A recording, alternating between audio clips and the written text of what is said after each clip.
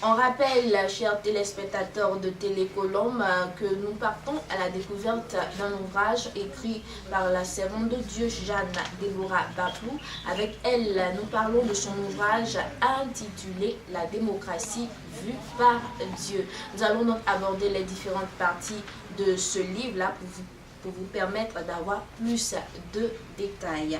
Alors, servante de Dieu, dites-nous donc quelle est l'origine de la démocratie. Merci pour cette question. Bien, l'origine de la démocratie, c'est à partir de la Bible. Parce que au commencement, quand Dieu a créé l'homme, il a dit, faisons l'homme à notre image et à notre ressemblance, afin que l'homme domine sur tout ce que Dieu a créé. Et Dieu a donné une recommandation à l'homme. L'homme ne devrait pas manger de l'arbre de la connaissance du bien et du mal, faute de quoi il mourrait. Et ainsi, l'homme et la femme n'ont pas observé ce commandement. Quand Dieu, puisque vous savez, la démocratie, c'est une affaire de projet de société. En fait, nous voyons là, quand on lit dans Genèse 1, Genèse 2 et 3, nous voyons que Dieu a créé l'homme avec un projet de société. L'homme devrait se soumettre entièrement à la parole de Dieu, à la volonté de Dieu, et Dieu se chargerait vraiment d'assurer tout ce dont l'homme avait besoin. C'est pourquoi d'ailleurs Dieu avait construit, créé le jardin d'Éden où il y avait tout. Et donc quand Dieu a libéré son projet de société, quelqu'un d'autre qui était là, le serpent, qui était le plus rusé, est venu aussi proposer un projet de société à Adam et Ève. Il a posé la question de savoir à Ève, est-ce que Dieu a réellement dit qu'il ne devrait pas manger de l'arbre de la connaissance du bien et du mal? Et Ève, naïvement, a répondu. Elle n'a pas répondu textuellement, d'ailleurs, comme Dieu le voulait, comme Dieu l'a indiqué. Elle a dit, Dieu a interdit qu'on ne mange pas du fruit de l'arbre de la connaissance du bien et du mal. Et donc, le serpent, Satan, le diable, qui est très rusé, qui est le père du mensonge, a vu que Ève ne maîtrisait pas la parole de Dieu. Et donc, il a proposé un autre projet de société en disant à Ève, si vous mangez de l'arbre de la connaissance du bien et du mal, non seulement vous serez des dieux, oui.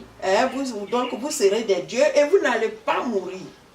Vous voyez? Donc c'était une forme d'initiation, c'était une autre forme de projet de société que le serpent était en train de proposer à Adam et Ève. Et on a vu que Ève a mordu à la maison. Elle a pris l'arbre, elle a mangé, elle en a donné à son mari. Et la Bible dit qu'ils se sont retrouvés nus.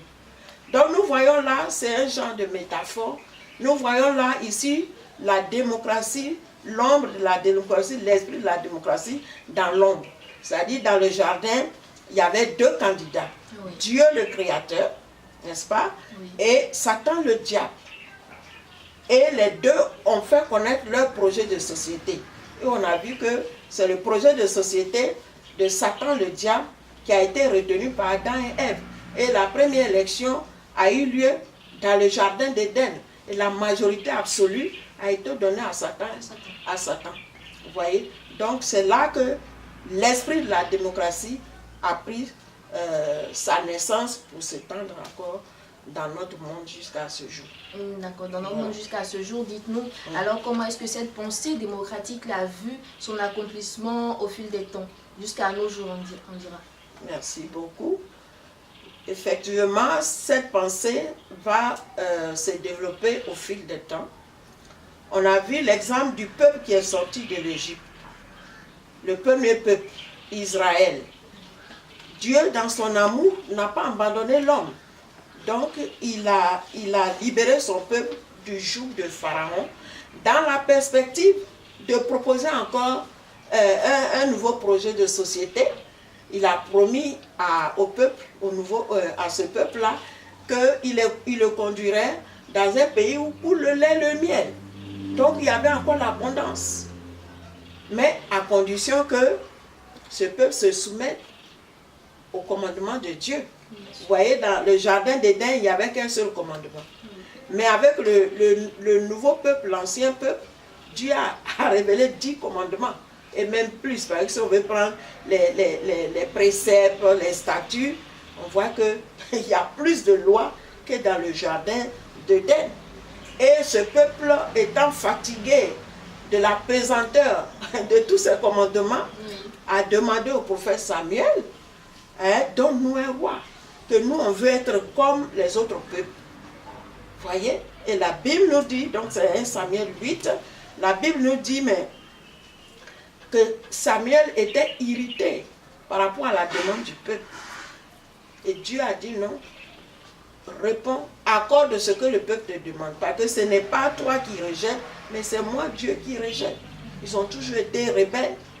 Et donc on voit ici dans ce cas précis du peuple sorti de l'Égypte, l'évolution de l'esprit de la démocratie. Dans cet exemple précis-là, c'est maintenant, comme on appelle ça, le peuple qui demande un roi. D'accord. Voilà, qui demande un roi. Donc ça c'est le premier niveau. Maintenant le deuxième niveau, est-ce que je dois continuer parce que c'est voilà. Donc le deuxième niveau, on le trouve avec Absalom. Alléluia, le fils de David. Vous voyez, dans le cas d'Absalom, la Bible nous dit, après qu'il ait tué son frère, son demi-frère, qui avait eu des rapports avec leur sœur, Absalom a pris la fuite. Quelque temps après, il est revenu et il a demandé à se réconcilier avec son père. Et cela a duré longtemps. Il a utilisé Joab, comment on appelle ça, le chef d'armée de David, d'être intermédiaire, d'intervenir pour que lui se réconcilie avec son père. Et on a vu que Joab n'était pas tellement d'accord avec ce projet-là. Et Absalom a été obligé de faire brûler le champ de Joab pour l'obliger à obtenir une rencontre avec son père. Donc nous voyons aussi dans nos sociétés la démocratie, pour se faire entendre, on casse, on brûle, vous voyez. Et quand Absalom a réussi à rencontrer son père, puisque l'esprit de la démocratie, c'est aussi la manipulation, c'est la séduction.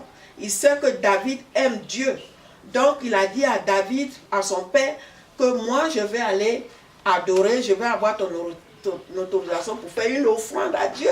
Donc le cœur de David était réjoui, pensant que son enfant vraiment revenait dans des bons sentiments. Et David a donné son autorisation. Et si on veut transposer ça dans l'esprit de la démocratie, c'est la reconnaissance des partis politiques.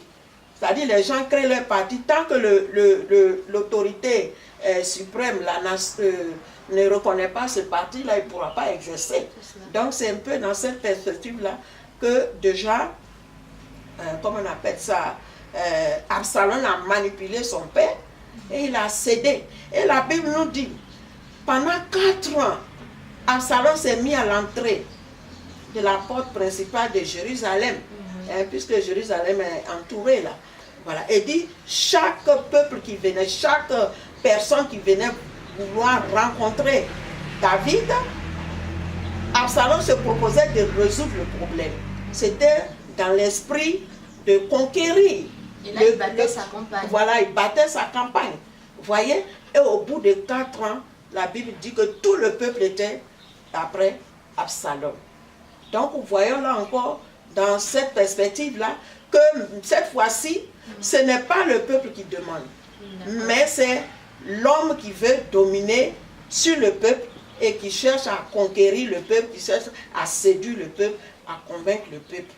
Voilà donc, et c'est ce que moi j'ai intitulé, le premier niveau c'est dans le jardin d'Éden, le deuxième niveau c'est l'exemple du peuple sorti de l'Égypte, et puis le troisième niveau c'est l'exemple d'Absalom. D'Absalom, voilà. D'accord.